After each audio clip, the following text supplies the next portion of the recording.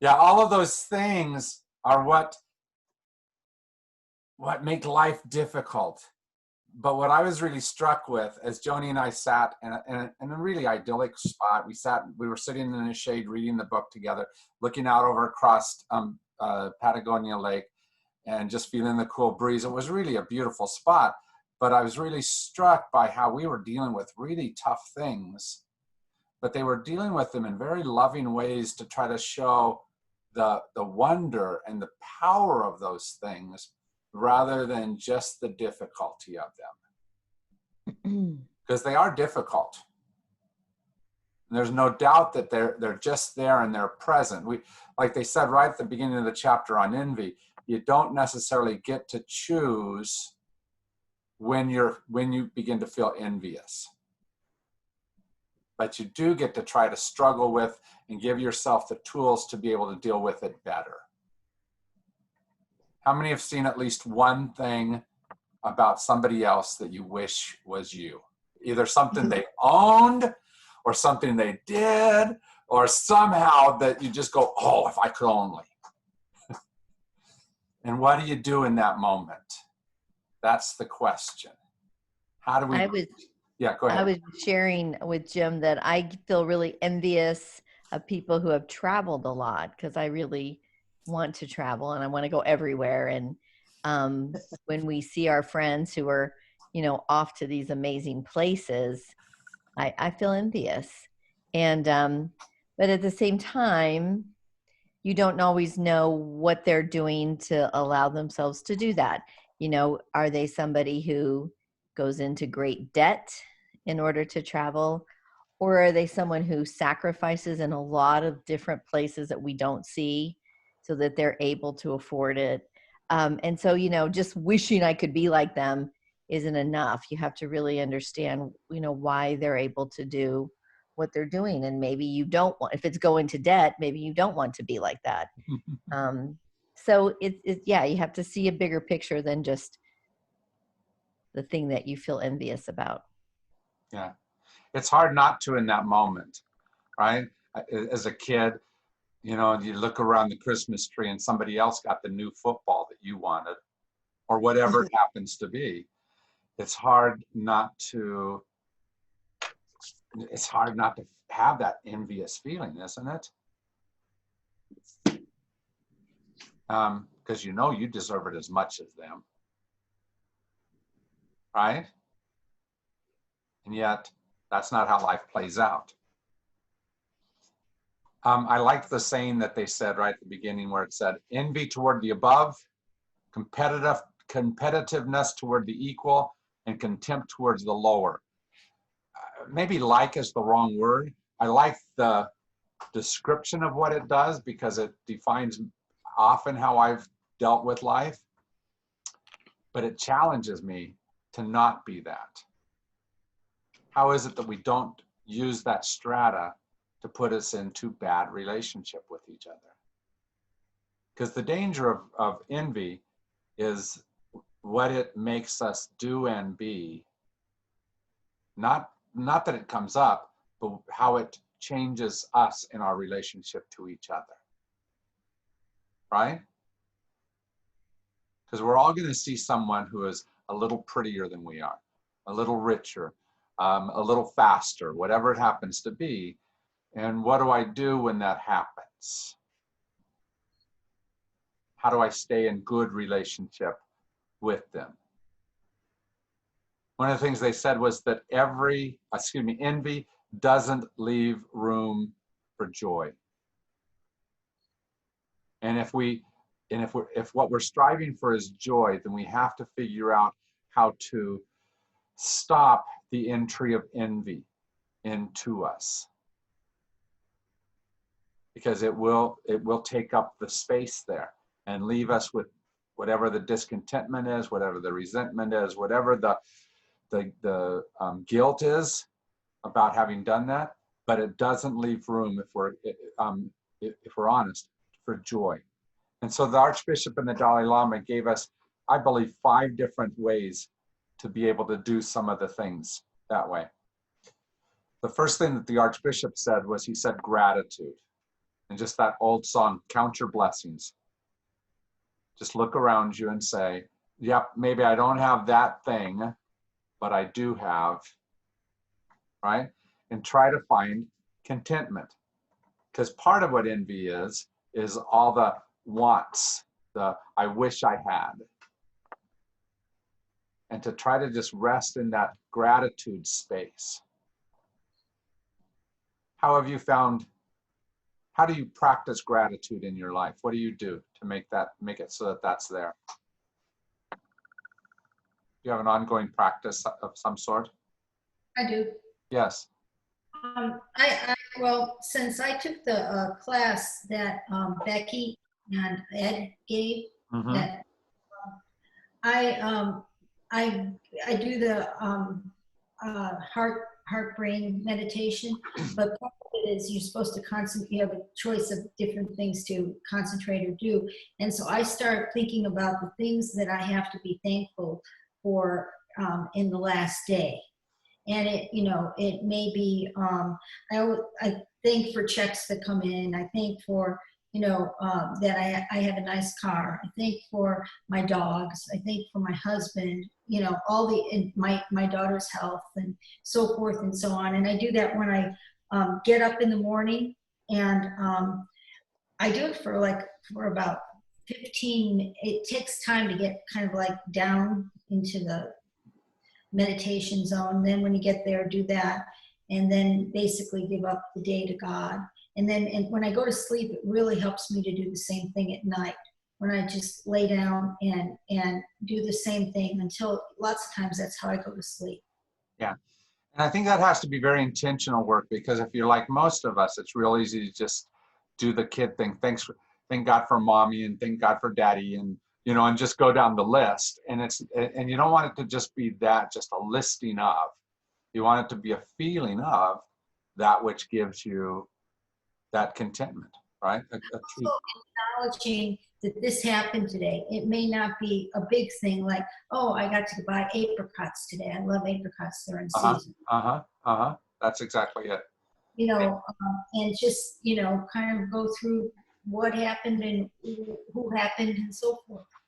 And and give thanks. I find that if I'm in meditation, I'm giving thanks, I seem to have a lot more energy, that like connection, than I do if I'm asking for things. Yeah. No, but I think part of that energy comes from gratitude. Opens us up, right? And so it allows energy to flow in easier. Right? When we grasp and we hold on to like this, we close ourselves. And so energy can't enter easily, because we've already got all this stuff we're holding on to.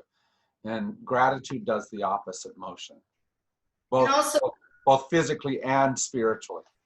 Yeah. And also, like let's say someone calls you or something, and it's something that came out of the blue. That's a good thing. Like that's a miracle. Yeah. Like, wow, that just happened. And acknowledging it and giving it thanks seems to perpetuate more of that. I think that's an amazing way to think of it. I think one of the problems with the miracles in the Bible is they're too big. They're part the Red Sea type of miracles, and none of us experience that kind of thing. And I believe that most of the miracles that are described in most of the holy books really started out as smaller miracles, and we mythologize them into something much larger, so that ours don't seem the same as that. But we shouldn't do that. We should know that most of the miracles that most of us experience most of the time are the type, like you said, the ones that are small, but in some ways powerful, because they're very personal. But that's a choice we make to do that. So that's the first thing, to be grateful, to really look and open your heart to what's around, and to be content in all of those things that you have, those miracles that you have, instead of the what don't I have? What do I wish was fixed? What do I lack? All of that stuff. But the second thing, and the Archbishop was clear that it doesn't really bring us to a great space of joy, but it brings us in a space of helping ourselves have a better relationship to it. When I see something that somebody else has, let me use it as motivation to work towards it.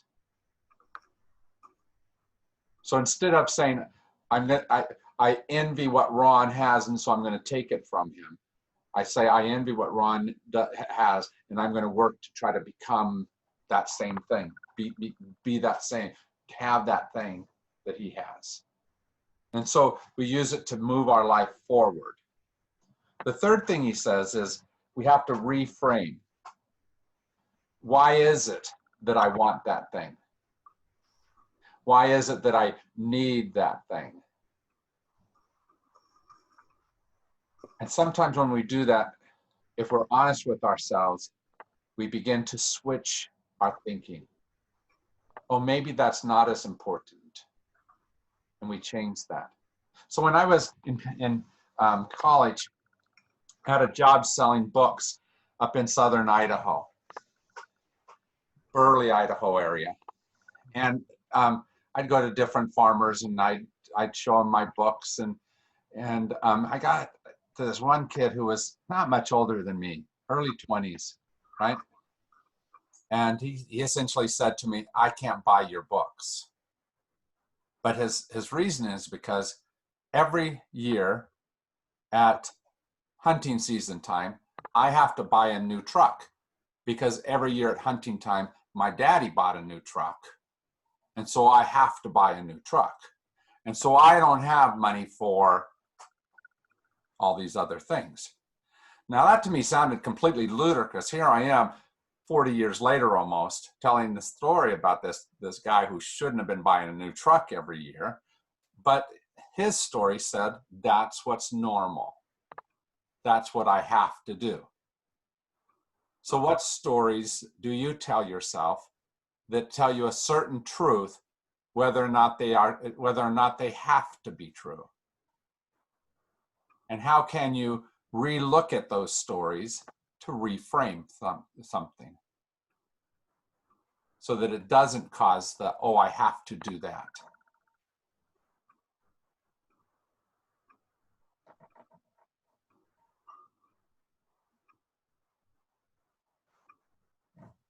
It's not dissimilar to what I had to do 10 years ago. I was preparing for a marathon, my only marathon that I've run.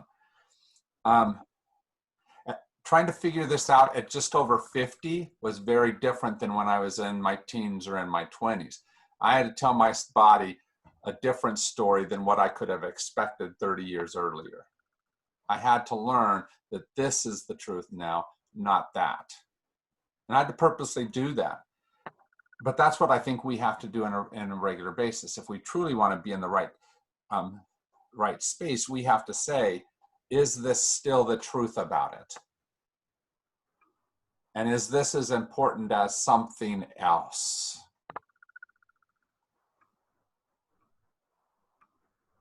And if we can do that, we can switch from I have to have that thing that Ed is to what is it that's best for me?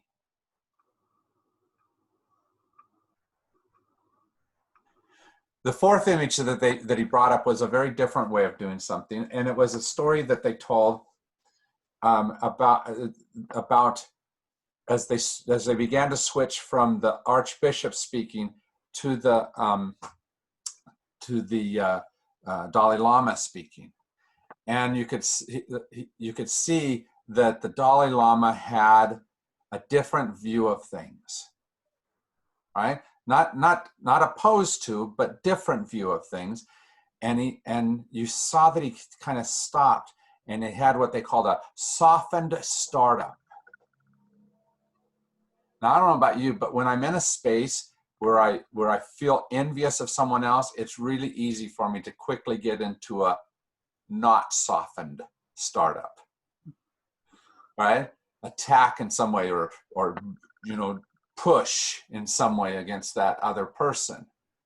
But to stop and enter delicately into that space between us in some way or another.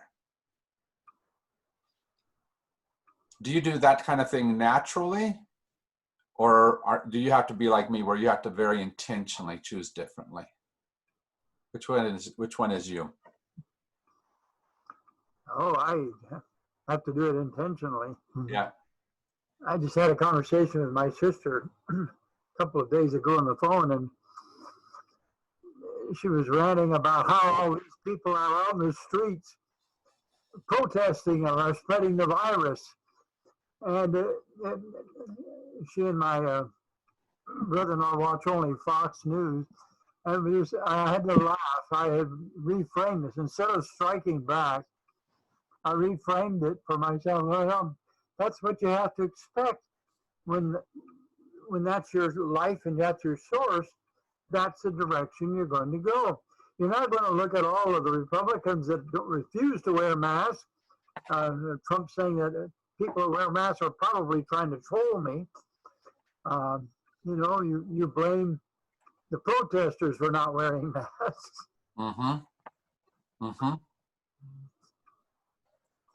I started writing an email this week responding to somebody, and my first words were something along the lines of, damn conspiracy fascist imbeciles, isn't that a softened startup? But it's easy to get there, isn't it? Oh, yeah. Jade, did you start to raise your hand? Oh, yeah, I'm sorry, but I forgot what I was going to say, so. Well, anytime we can help each other to have that softer space and not immediately go to that space where we oppose or we fix or we, somehow enter into it very harshly towards each other, I think it helps. That delicate entry, I like that idea a lot. And with envy especially, because envy can become knives in our own souls. And sometimes knives we throw at each other, but the knives that penetrate. And so if I can somehow try to soften that, the damage that is caused by that, or the possible damage, moves down a lot. But then they went to what the Dalai Lama really wanted to talk about, and where they spent a number of pages in this section, was about mudita. Remember that? And they translated that as sympathetic joy. Sympathetic joy. And it's based on the fact that joy is a limitless property. It's not like if you have it, I can't have it, or vice versa. And it draws us into those spaces of interdependence. That you having something can bring me joy just as much as me having it. And it's that sense of being with each other in the midst of it.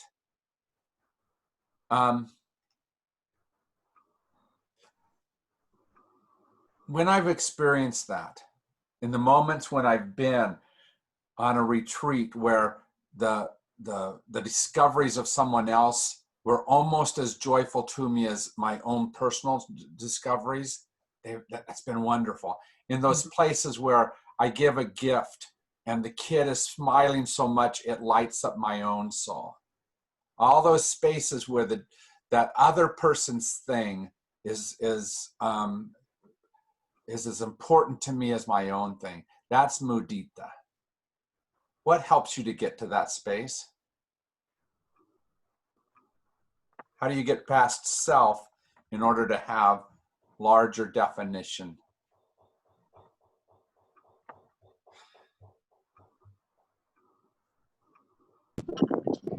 I would agree with what Ed said. It's sort of a learned practice. You have to learn to stop and then have compassion for yourself when you forget. But it's like learning a new habit. Yeah. And actually, it's like seeing differently. When you see your yourself in the other. Mm. And I think that's brought up in the book. Yeah. I think that's important. See, and knowing that you doesn't end at your skin helps a lot, doesn't it? Mm. Well, I think about when you see other people accomplish something that you haven't, for whatever that reason is, to be happy for them, to find joy through them. I think about, my friends who have had children, and I never had kids, but just that joy of enjoying that through their life, through their experience, and not dwelling on what you haven't done or what you don't have. Does that make sense? Mm-hmm.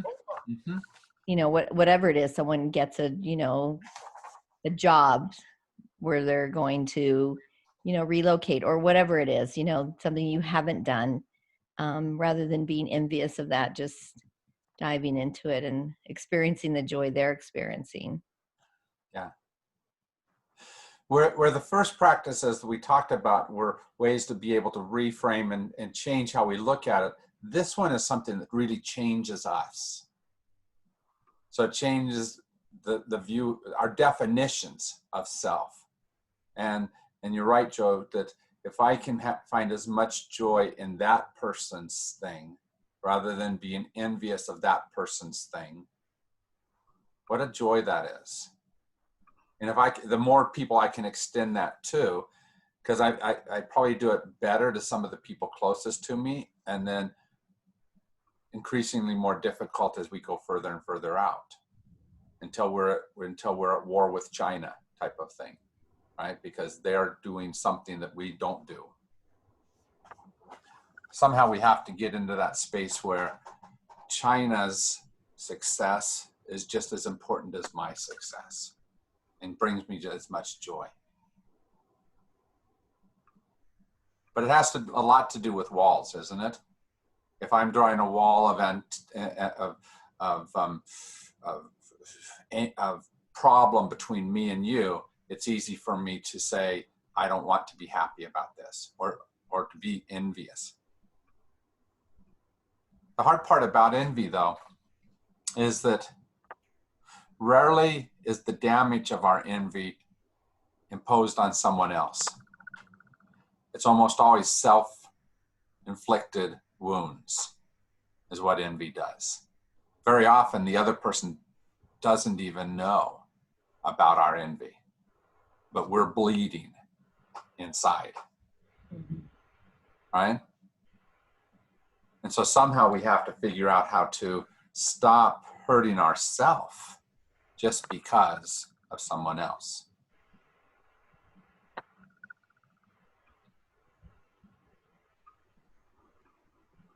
So as we move from that and into suffering and adversity, I want to bring us back to one of the practices we talked about last week, and actually bring you into a time of using that practice. Because I think with envy and with suffering and adversity, this is an important way to be able to readjust our thinking. And it's the idea of Tonglen. Remember that? So let me share my screen and I'll show you what it is. And I'll send you a copy of this. And if you remember right here, when it comes up as a PDF file, if you press this, it'll spin it around. So you don't have to turn your computer in order to see it the right way. You can just hit that button right there. Tonglen, it allows us to be present and with everyone else as they're suffering, as they're facing adversity, as they're disconnected to us, and change that dynamic. And it's us choosing to take on their pain and giving them our joy. So I want you to just get in a quiet place, and I'll kind of go through it, and then later I'll send this to you so that you can practice it more as you go along. So start off by just settling your mind. Take a deep breath in. Breathe in through your nose and out through your mouth. And in and out.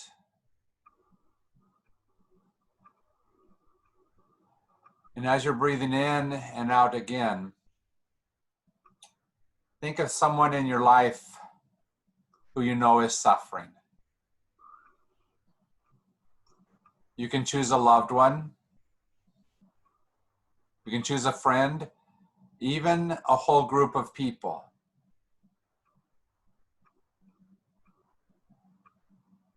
As you breathe in once again and out, let your mind settle on that person.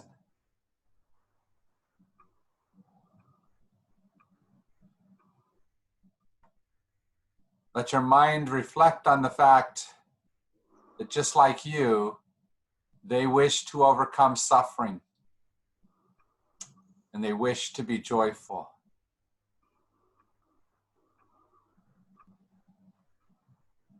Begin to let your heart find a sense of concern for the well-being of that other person, that group of people that you are focusing on. Feel deep within your heart the desire for them to be free of suffering.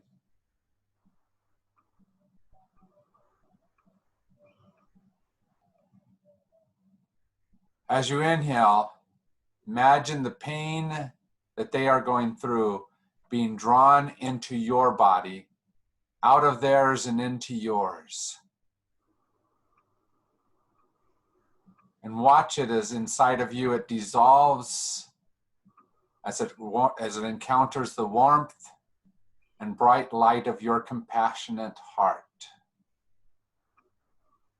If it helps, see their pain as dark clouds that begin to dissolve in the bright light of the sun that comes from your heart.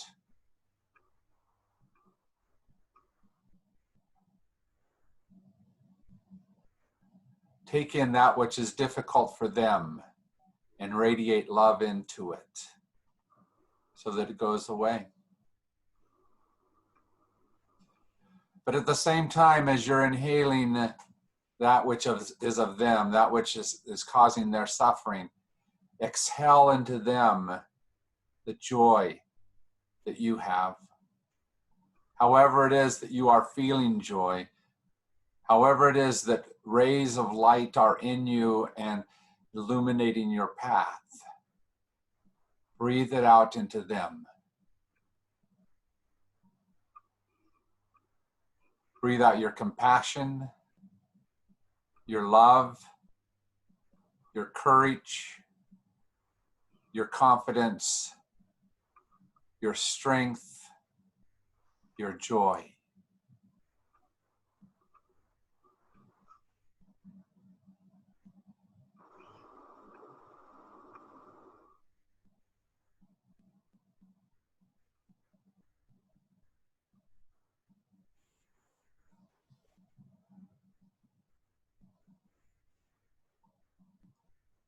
I'm going to send that to you so that you can continue to do that through the next little while. And I want you to especially choose somebody for which you have some type of envy. Somebody who has something that you want. Breathe in their suffering, their struggle, and breathe out joy to them.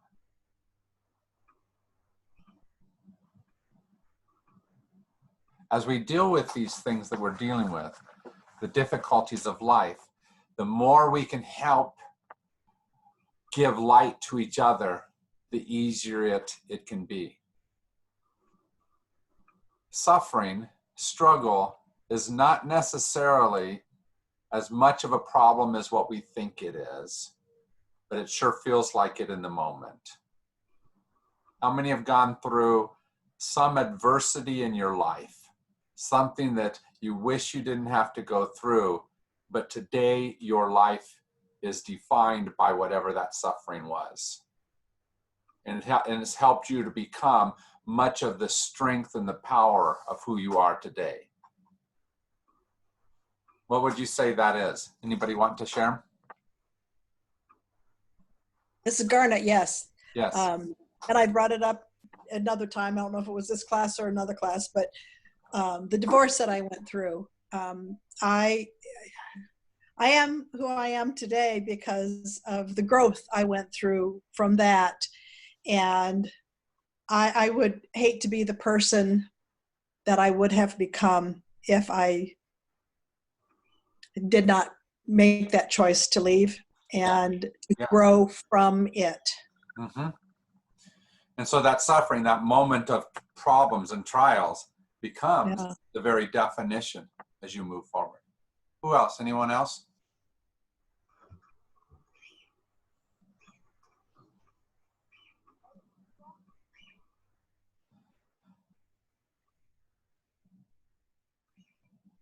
At one point, the authors say that suffering can either embitter or ennoble us. And the difference comes in if we find if we find meaning in our suffering.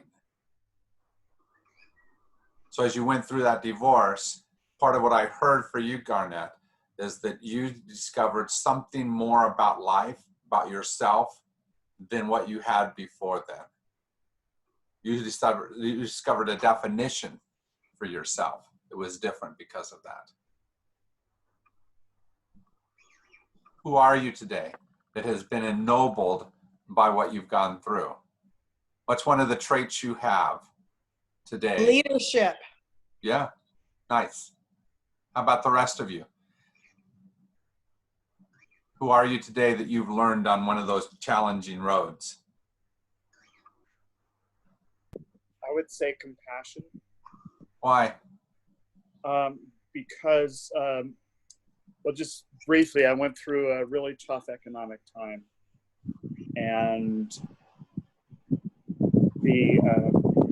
someone lent me $80, and the last $20 has been my gift, just to give away to other people. And that's just, can't explain it. It's just, when you see somebody in a bad situation, you know what they're going through. Yeah. And just want to lend out a hand if you can. I think sometimes the people that I see that are grasping stuff the most are the ones who haven't figured out how to say, somebody gave to me in a moment. How can I let go of to give to somebody else in a moment? Right? They haven't learned that basic compassion sense. Right? They're still grasping hold of their stuff. They're afraid of it, rather than know that we're much stronger when we give. So thank you, Ron. Anyone else? Yes, Jade. Well, I have a daughter. She's going to be 42 on Monday, and she is mentally ill. And it came about when she was about 18 or so. And that was an interesting situation for me because it was almost like part of our relationship died, part of her died. Yeah. And it's an ongoing thing. And I don't exactly understand how to explain it, but it's not something that's suffering for me. Yeah. It's more like, this is what's in front of me and I'm thankful for it. That what many people would say is challenging. And it's actually been a gift that's softened me and given me understanding and compassion. Nice. And the hard part is that it usually comes down a road that we might not have chosen by ourselves. And yet life drew us there and drew so much out of you. I wouldn't have checked that box on things I wanted. Yeah.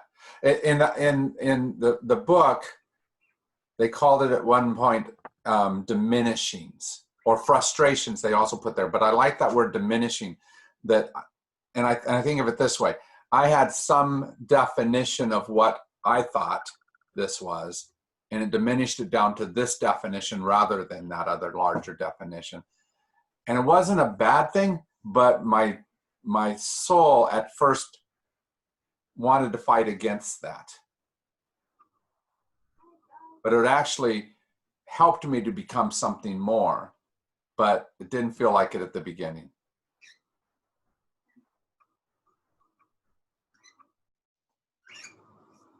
So when has life asked you to diminish some of yourself, some of what you thought it was going to give to you, some of the options you had in front of you? When has it tried to diminish you, and how did you react to it? They said that there's, at one point they talked about the 3 poisons in those moments, and they said they are attachment, anger, and delusion. That in that moment of loss, we either want to grasp hold of, and I see a lot of people doing that right now. No, I don't want to lose these things, of however I define whatever I think is right about this moment, how to react to COVID and racial injustice and all of that. And I see them grasping hold of something because they're attached and can't let go. And it often manifests in anger. You're the one that's wrong. You're the one that's causing this. This is not fair or just or whatever. And then there's the delusion of some world that we think is one way, but it's really another. All of those things are negative responses to this diminishment. How do we change our heart so we see the diminishing as really being a space of growth rather than a loss?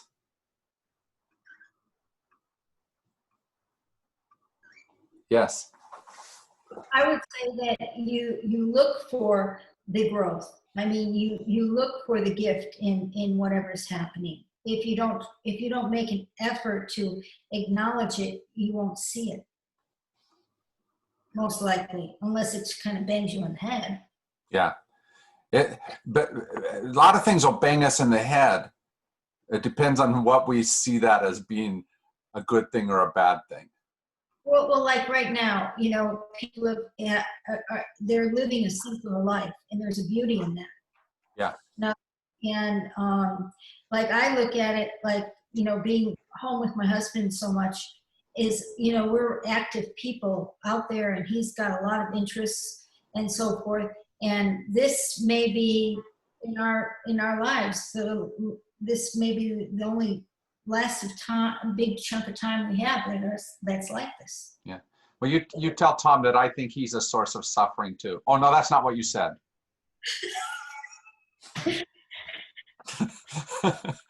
It could be a source of suffering, right? Because especially if you're stuck in the same house, there's chances you've stepped on each other's toes a bit.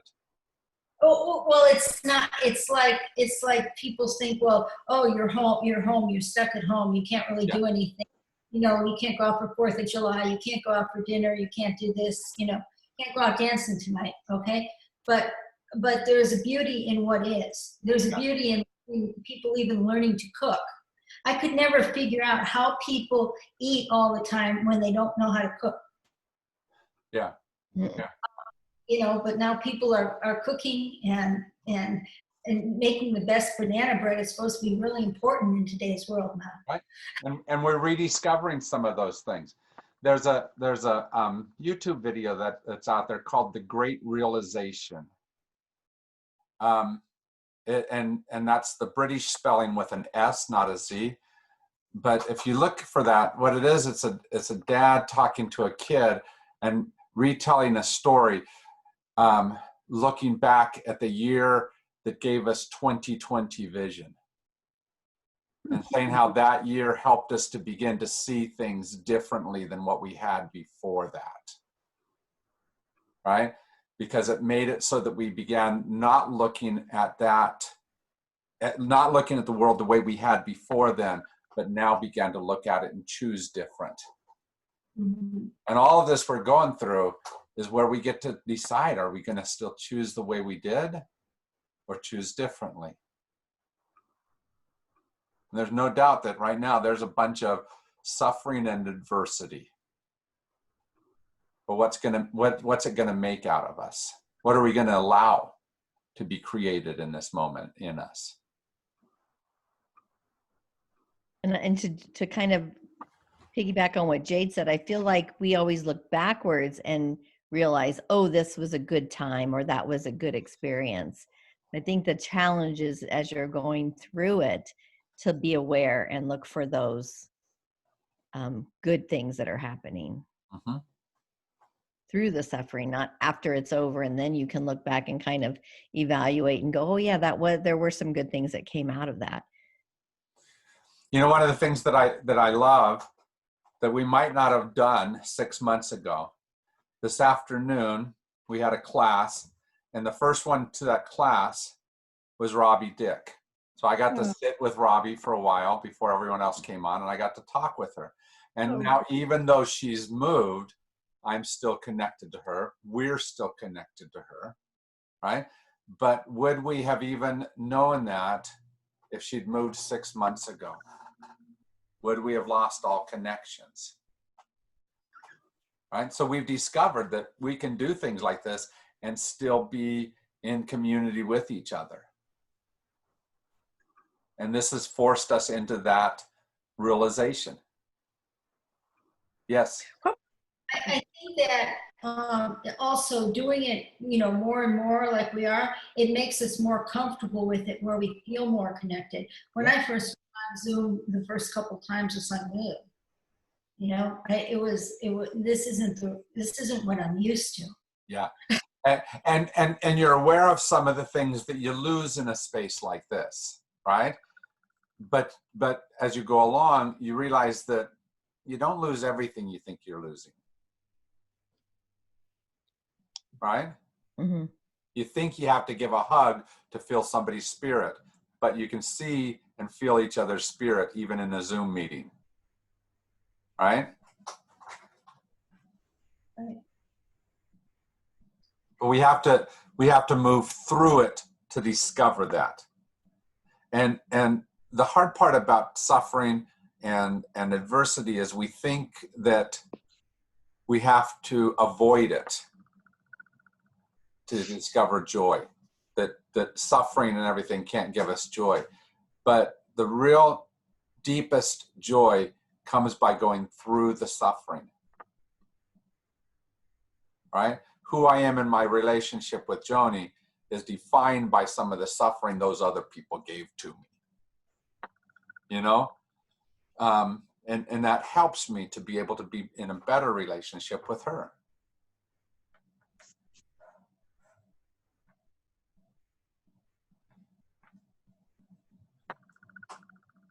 So today, how are you helping someone in the midst of difficulties as they're going through suffering? How are you walking with them and helping them? Because you can't usually take away the difficulties of it. They're going through whatever they're going through. But how are you walking with them in the midst of it?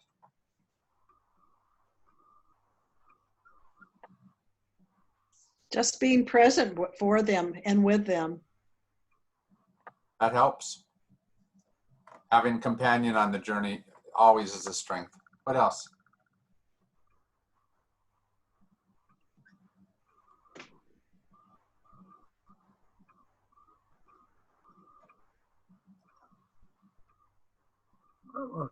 As part of that, it's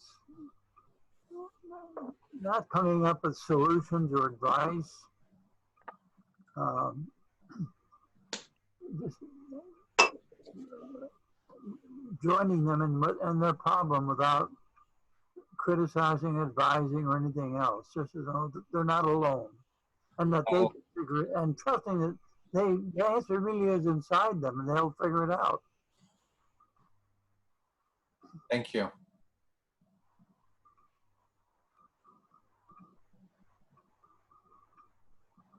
Go, Joe. Maybe just simply acknowledging that you see their suffering. Yeah. I think acknowledgement helps a lot.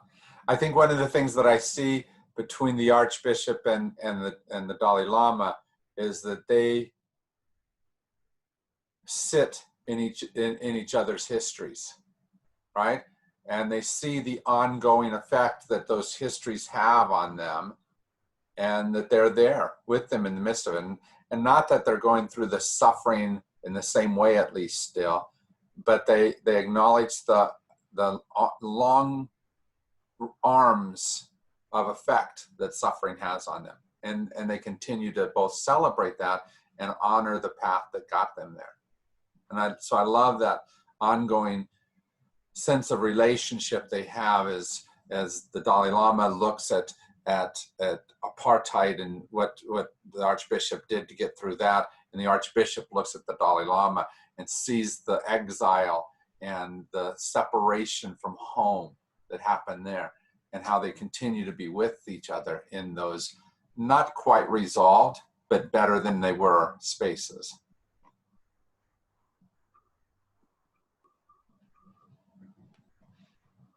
I think that's one of the reasons why they seem to have such a great depth of relationship between them, because they acknowledged the depth of suffering that they went through, and that allows them to have a depth of relationship between them.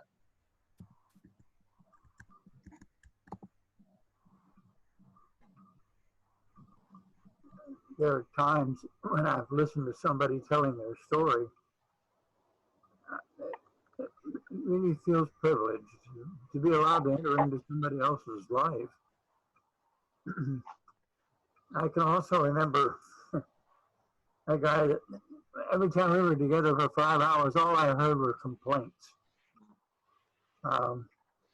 He sucked the life out of everybody in our congregation that listened to him, and that tried to do something for him, because it was never enough, and they should have done more. So there's that type of person out there too. In fact, I think I was that kind of person earlier in my life, only I never found anybody to listen to me. Yeah. Lucky for them. Yeah. You know, the hard part though is that we sometimes haven't been really good at opening ourselves up to that. Partially,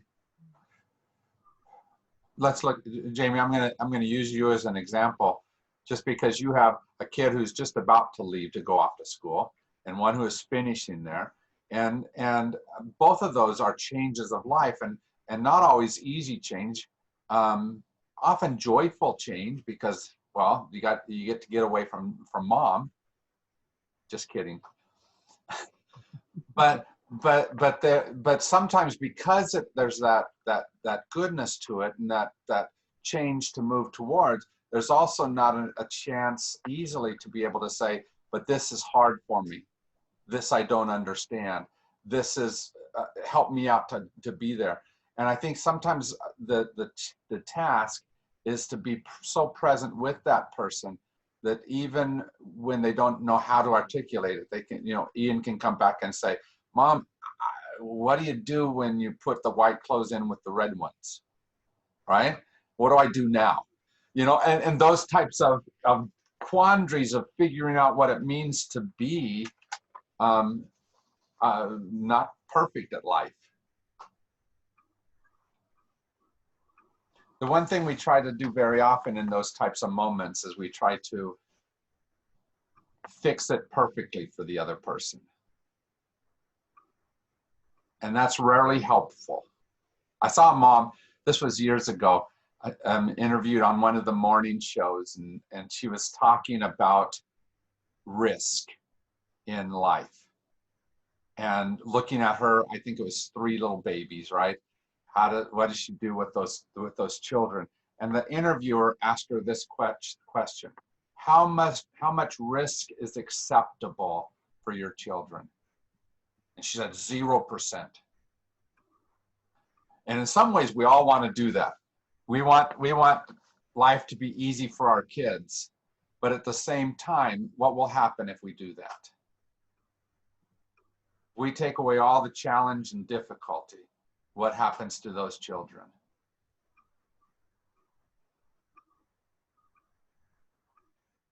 And we have to figure out somehow to get into a better relationship with them, don't we? Jimmy, we cannot hear you. Oh, understood. You don't know what, we don't know how to do it. Fix that. I'm just thinking, you know, when I was little, my mother told me later she was worried, but she trusted me to climb in the tree just far enough so that I would know my own limits and not go any further. And I saw that we had a really great opportunity. The counselor let us, we took like 1 or 2 students up to Santa Rita's, Madera Canyon, and we could not have to be the typical teacher, you know, you walk in line. And so this one 5-year-old was climbing up this steep slope, and it was just letting her find her way without overly helping her and encouraging her. I think that's something we really miss is giving kids a chance to struggle and to fail if need be. Yeah. As part of the process. And not just kids, each other as well. That's true. That's true. Sometimes as I look at how I interact with people, because, you know, part of my job is to fix all of you guys. And it's tough when you think you have the right answer for somebody, because it's not always the best thing to just say, here it is on a silver platter, is it? Right? That's not necessarily what fixes them, helps them, is the best change agent for them, is it? How do you help each other to discover that very thing that maybe you think you already have? How do you live in a space where you're helping them do that?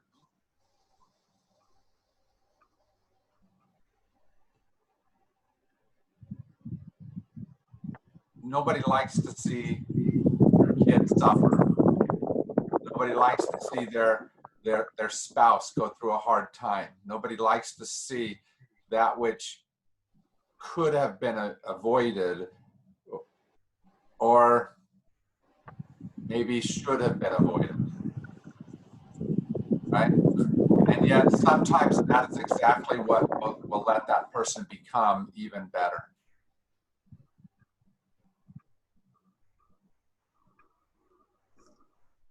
But don't we need that same support from somebody else for our difficulties too?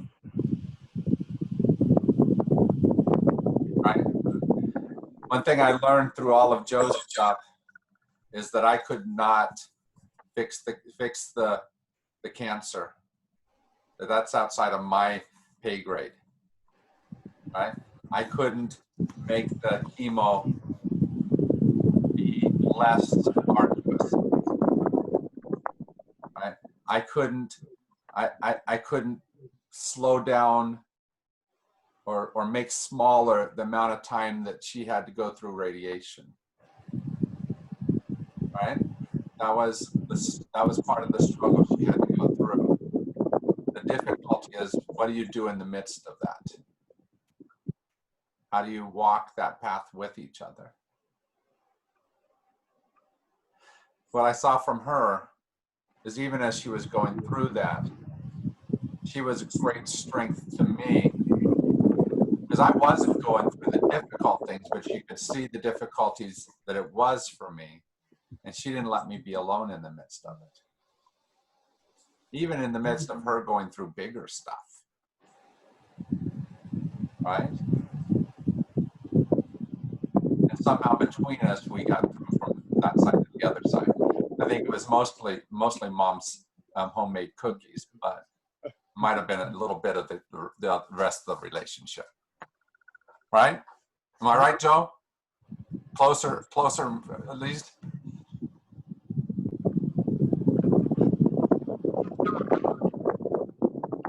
Joy often comes out of suffering. Often. Usually, though, only because we have gone directly through the middle of it and have found it, in comparison to, maybe is the right word, because we haven't let that difficulty be the only definition of.